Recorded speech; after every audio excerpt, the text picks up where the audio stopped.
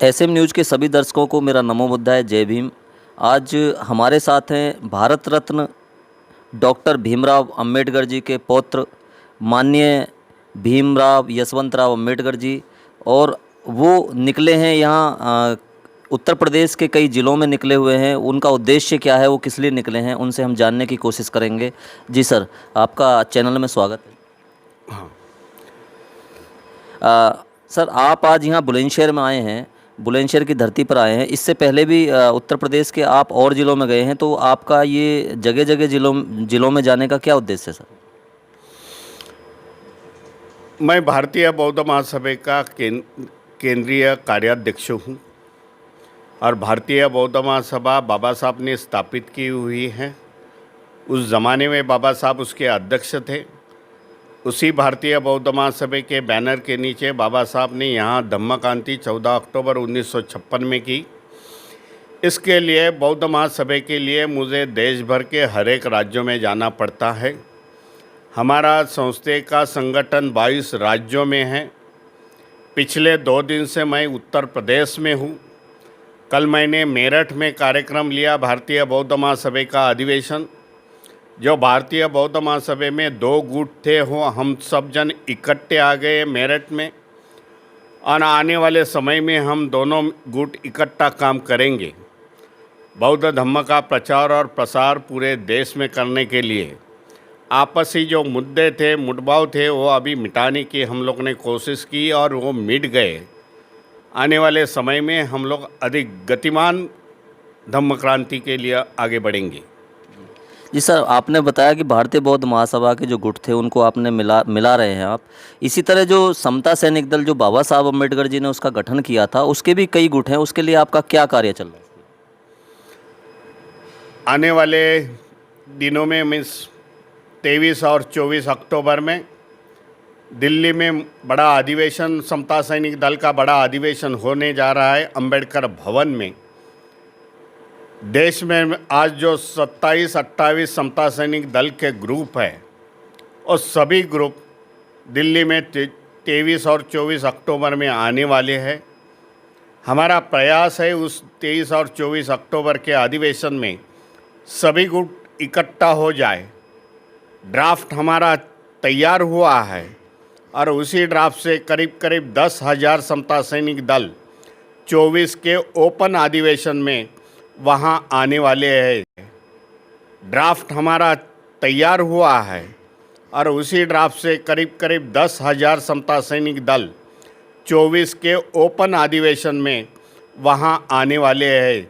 और उसमें से हम लोग, बाबा साहब ने जो समता सैनिक दल की निर्मित की थी, बाबा साहब ने अपने समता सैनिक दल की ट्रस्ट डीड में जो लिखा हुआ है उसी पर हम लोग चलने की कोशिश करेंगे।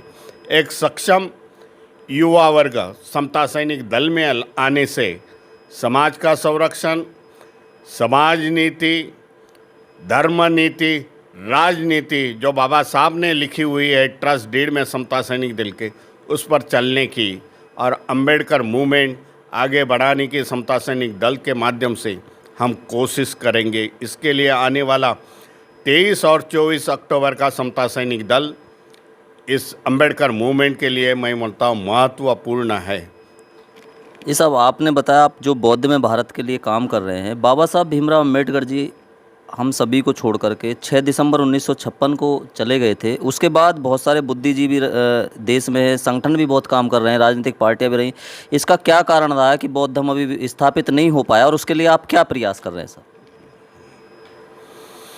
बाबा साहब ने धम्म क्रांति करने के बाद जो 14 अक्टूबर 1956 में महाराष्ट्र में कई लाखों लोगों को धर्मांतरित किया, बौद्ध धम्म में आ गए। लेकिन दुर्भाग्यपूर्ण बात हो गई कि बाबा साहब का महापरिनिर्वाण 1.5 महीने में ही हो गया। जो बाबा साहब की आइडिया थी, बाबा साहब के उद्देश्य थे, वो बाबा साहब की जो पर्सनालिटी थी कि इस देश में मैं आने वाले समय में मेरा जो बचा हुआ जीवनी है, मैं बौद्ध धम्म के प्रचार और प्रसार को लगाऊंगा, वो जमी नहीं। बाबा साहब जाने के बाद भारतीय बौद्ध महासभा के दूसरे अध्यक्ष हमारे पिताजी भैया साहब अम्बेडकर, यशवंतराव अम्बेडकर, जिन्होंने भारतीय बौद्ध महासभा की अध्यक्ष की धुरा संभाली, और काफ़ी लोगों को बौद्ध धर्मांतर दीक्षित किए। महाराष्ट्र के होए, गुजरात होए, कर्नाटक होए, यूपी में उस समय 1960 के समय यहाँ धर्मांतर के कार्यक्रम हो गए और लोगों को धर्मांतरित कर दिया।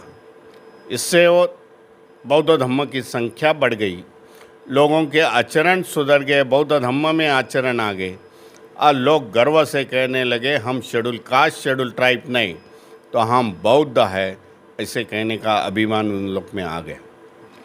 इसके लिए जो भारत में सरकार जो चल रही है इस समय, तो सरकार का कोई सहयोग आप लेंगे? को बताना यहाँ के लोगों को समझ चाहता हूँ। कई ओबीसी संगठन के लोग हैं, उन्होंने ये प्रोग्राम आज मेरे अरेंज किए हैं कि जो आने वाले सालों में धर्मांतरित होंगे, बौद्ध धर्म अपनाएंगे, ये इसका मकसद है। उसके साथ साथ मैं देखना चाहता हूँ कि उत्तर प्रदेश में आने वाले समय में फरवरी मार्च में election, general election, state general election होने जा रहा है।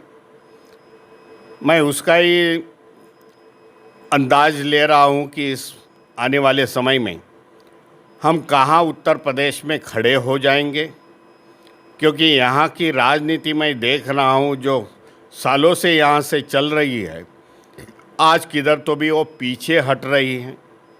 जो विचारधारा, जो पार्टी ने बाबा साहब की विचारधारा, मान्यवर कांशीराम की विचारधारा लेके चलने वाले पार्टियाँ आज वो विचारधारों से अलग हो रहे हैं।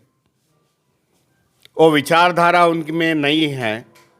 इसके लिए मैं देख रहा हूँ कि उत्तर प्रदेश में बाबा साहब की ओरिजिनल पार्टी आवे और वो ओरिजिनल पार्टी भारतीय रिपब्लिकन पार्टी, उसके माध्यम से आने वाले समय में मैं यहाँ इलेक्शन चुनाव लड़ूंगा, हमारी पार्टी चुनाव लड़ेगी और कामयाब होगी, ये मैं बताना चाहता हूँ।